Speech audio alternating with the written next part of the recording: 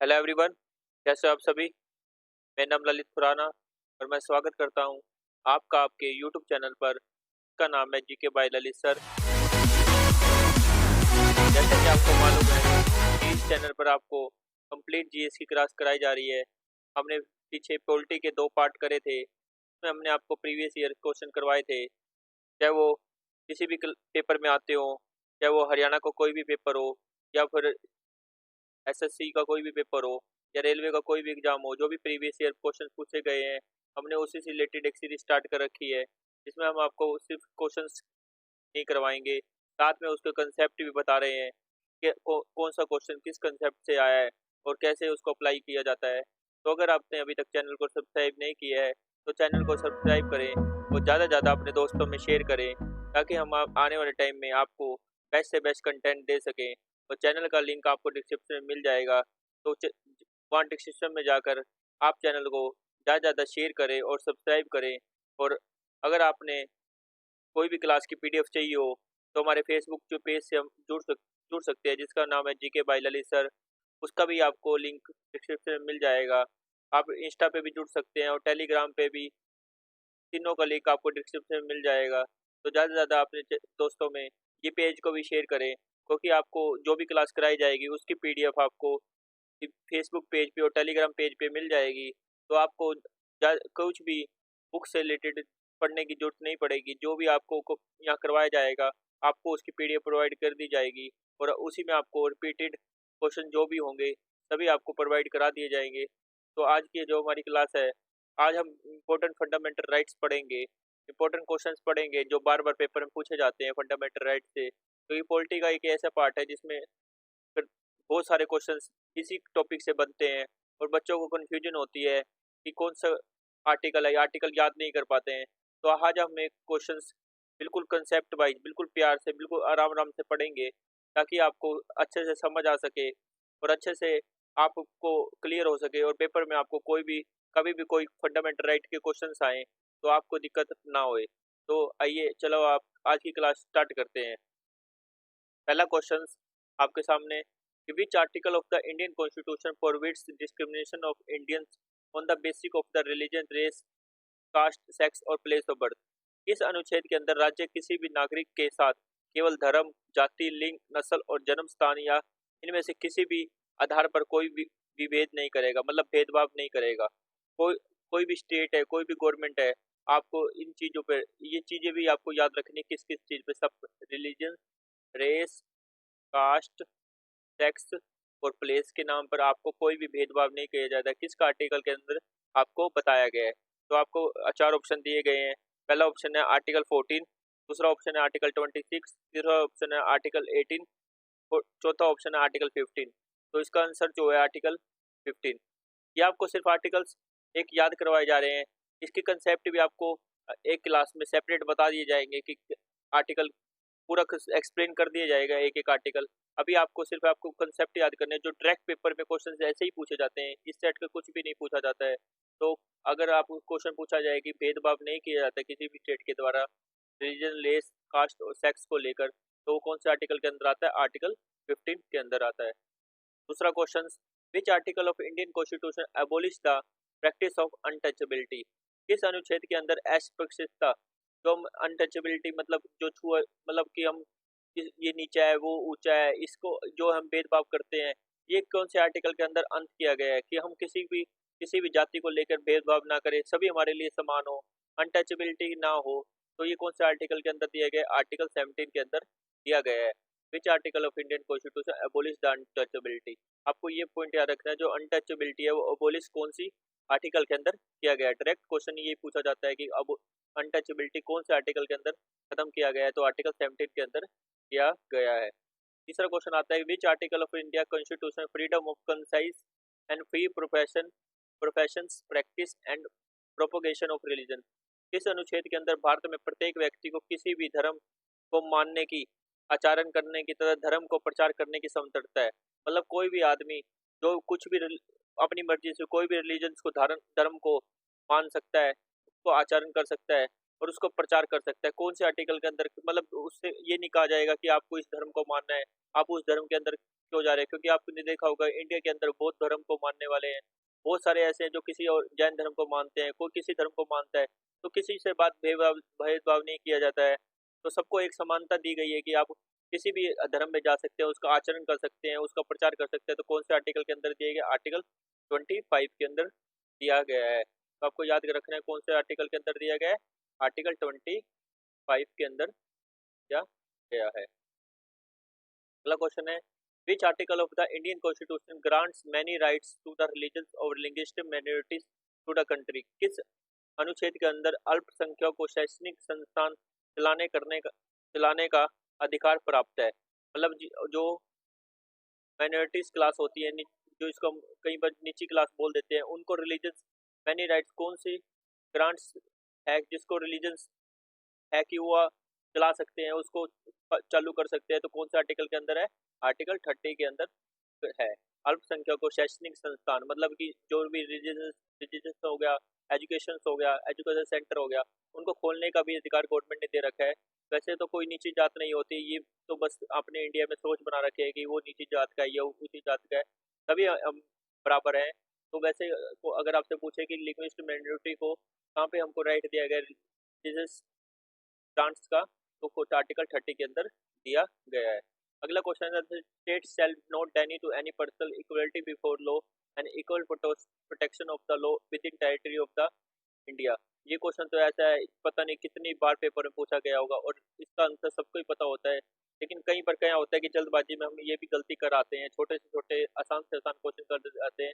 इसमें ले रखा है कि समानता का अधिकार, इक्वालिटी, समानता का अधिकार कौन से आर्टिकल के अंदर दिया गया है? कि कानून से बड़ा कोई भी नहीं है, equality before law, equality before law, कानून से बड़ा कोई नहीं है, लेकिन सबको समानता का अधिकार दिया गया है और इक्वल प्रोटेक्शन प्रोवाइड की गई है लॉ के द्वारा। तो कौन से आर्टिकल के अंदर दिया गया है? तो आर्टिकल 14 के अंदर दिया गया है।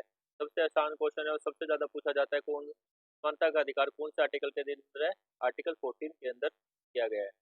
अगला क्वेश्चन है, which article of the Indian constitution grants equal opportunity to the all the citizen in matter related to employment in the public sector? किस अनुच्छेद के अंदर राज्य के अधीन पद पर नियोजित या नियुक्ति से संबंधित विषयों में नागरिकों को अवसर की समानता होगी? मतलब जो पब्लिक सेक्टर में जितने भी एम्प्लॉयमेंट है, सबको समानता दी जाएगी, किसी से भेदभाव नहीं किया जाएगा। जैसे आपने देखा होगा जो नीचे जात हो उनको भी समान दिया जाता है, जो जनरल कास्ट हो उनको भी एम्प्लॉयमेंट में समान दिया जाता है, तो किसी के साथ भेदभाव नहीं किया जाता है। तो जो एम्प्लॉयमेंट है, जो एम्प्लॉय, ये आपने को याद कर रखा है, जो एम्प्लॉयमेंट वाला पॉइंट है, ये कौन से आर्टिकल के अंदर आता है? तो आर्टिकल 16 के अंदर आता है। एक आर्टिकल था जो हमने पीछे पढ़ा था, ये था जो समानता का अधिकार, जो रीजन, रेस, कास्ट से सेक्स और प्लेस ऑफ बर्थ को मतलब प्रोविड्स करता है कि डिस्क्रिमिनेशन नहीं करना है, इसमें भेदभाव नहीं करना है। तो आर्टिकल 15 और आर्टिकल 16 है कि इस जो इक्वल अपॉर्चुनिटीज है एम्प्लॉयमेंट को लेकर, इसी के अंदर रिलीजन, कास्ट, सेक्स, रेस को लेकर इस पे भेदभाव नहीं करना है और सबको इक्वल अपॉर्चुनिटी देनी है एम्प्लॉयमेंट को लेकर। तो कौन सा आर्टिकल के अंदर है? आर्टिकल 16 के अंदर दिया गया है। Which article of the Indian constitution, अगला क्वेश्चन है, which article of the Indian constitution declare that the law before the constitution of India 1950 the inclusive with part 3 fundamental right are section constitution as board? ये क्या है कि किस अनुच्छेद के माध्यम से किसी कानून बनाने से संसद या राज्य प्रतिबंध लगाता है जो नागरिकों को प्रदत्त मौलिक अधिकारों की कटौती करता हो या उनसे वंचित करता हो? अगर कोई भी स्टेट को, सेंटर हो या स्टेट हो, अगर कोई ऐसा कानून लाता है जो फंडामेंटल राइट का उल्लंघन करता है, जो लोगों के बेसिक राइट्स है, जो फंडामेंटल राइट्स है उनका उल्लंघन करता है, उनको हटाता है, उनको उनको नारी जैसे कहते हैं कि हटाना होता है इसको, तो एक तरह के चैलेंज करता है, तो अगर उसको वॉइड कहा गया है, कोई भी ऐसा स्टेट और सेंटर ऐसा कानून नहीं ला सकता जो फंडामेंटल राइट का उल्लंघन करता हो, तो कौन से आर्टिकल के अंदर है? आर्टिकल 13 के अंदर है। वैसे आर्टिकल सभी याद करते हैं 14 से लेकर 32 तक, लेकिन कोई भी आर्टिकल 12 या 13 याद नहीं करता है। लेकिन ये भी फंडामेंटल राइट, हमारे जो फंडामेंटल राइट है आर्टिकल 12 टू लेकर आर्टिकल 35 तक है। तो आपको ये आर्टिकल पूरे याद करने हैं, ये नहीं है कि सिर्फ रट्टा मारना है, उसको समझना है। आपको एक क्लास में पूरे के पूरे आर्टिकल विद कंसेप्ट भी बता दिए जाएंगे। तो आर्टिकल 12 से लेकर आर्टिकल 35 तक है जो हमको पूरे याद करने हैं। तो अगला ये जैसे आपको आपने देख लिया ये क्वेश्चन क्या बता रहा था कि कोई भी कानून ऐसा नहीं ला सकता सेंटर या स्टेट जिससे हमारे मौलिक अधिकारों का या हमारे फंडामेंटल राइट का उल्लंघन होता हो, तो कौन से आर्टिकल के अंदर है? आर्टिकल 13 के अंदर है। Definition of state under which article, important question है कि डेफिनेशन स्टेट किस आर्टिकल के अंदर किया गया है? तो आर्टिकल 12 के अंदर किया गया है। आर्टिकल जो फंडामेंटल राइट हमारे यहाँ से स्टार्ट होते हैं और 12 जो आर्टिकल है उसमें डेफिनेशन ऑफ स्टेट की डेफिनेशन दी गई है कि हम स्टेट की डेफिनेशन क्या है, उसके अंदर क्या क्या आता है ये हमको एक्सप्लेन करके मैं बता देता हूँ। गवर्नमेंट है, पार्लियामेंट्री ऑफ इंडिया, पार्लियामेंट है जो हमारी एग्जीक्यूटिव है, लेजिस्लेशन है यूनियन की, वो सब आता है। गवर्नर है, लेजिस्लेशन ऑफ स्टेट, जितने भी हमारे गवर्नमेंट है, लेजिस्लेशन है जो स्टेट का उसके अंदर सब आता है। Executive legislation of the various state, all the local and other authority with in territory of India, जितनी भी लोकल अदर अथॉरिटीज है वो सारी हमारी के अंदर स्टेट के अंदर आती है। All local and other authority will who are the under the control of the government of India, जो प्राइवेट हमारी जितनी भी लोकल अथॉरिटीज हैं जो under the control of the government है, जो PSU है, ये जितनी भी PSUs है वो गवर्नमेंट के अंदर आती है, ये सब स्टेट में काउंट होती है। तो डेफिनेशन ऑफ स्टेट, स्टेट के अंदर आपने देखा कौन कौन सी चीजें काउंट है।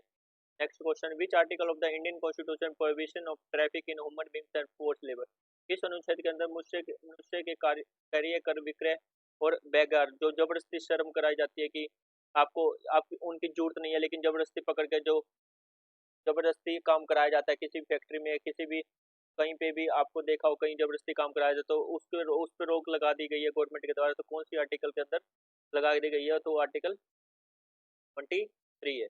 ये ऐसे फंडामेंटल राइट्स है जो आपको बार बार पेपर में पूछे जा रहे हैं और बार बार आप उसी में गलती करते आ रहे हैं। तो आज के बाद आपको राइट राइट कर लेना और आपको PDF इसकी प्रोवाइड कर दी जाएगी, बस आप इसको एक बार याद करके चले जाना। पेपर में इससे कुछ घुमा के नहीं पूछा जाएगा, क्योंकि आप UPSC का एग्जाम नहीं दे रहे हैं, आप SSC या हरियाणा कोई भी एग्जाम दो तो आपसे डायरेक्ट आर्टिकल पूछे जाते हैं।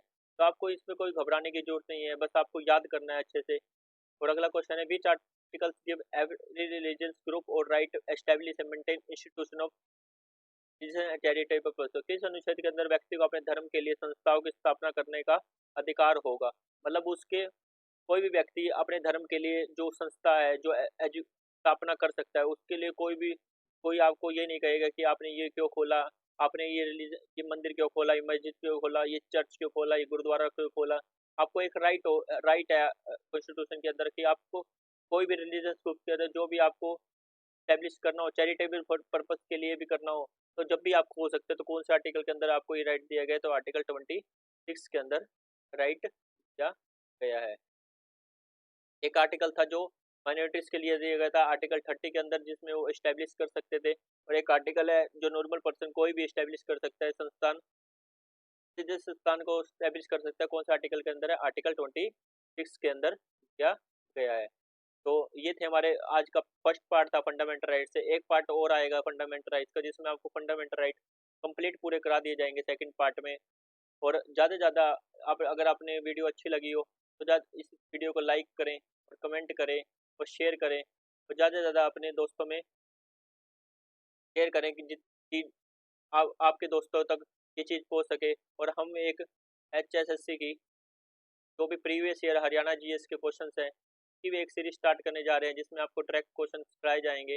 और जो भी SCS के एग्ज़ाम है की भी एक सीरीज स्टार्ट करेंगे, ताकि आपको आने वाले जो SCS का एग्ज़ाम आने वाला है उसमें आपको जितने भी प्रीवियस ईयर जो भी PCS में क्वेश्चन पूछे जाते हैं उससे रिलेटेड आपको क्वेश्चन करवाए जाएंगे। और आपको कोई भी बुक से पढ़ने की जरूरत नहीं रहेगी, जो भी आपको क्वेश्चन करवाए जाएंगे SCS के यहाँ पे कंप्लीट करवा दिए जाएंगे, हर सब्जेक्ट के कंप्लीट करा दिए जाएंगे। तो ज़्यादा से ज़्यादा चैनल को सब्सक्राइब करें और ज़्यादा से ज़्यादा दोस्तों में शेयर करें। Thank you.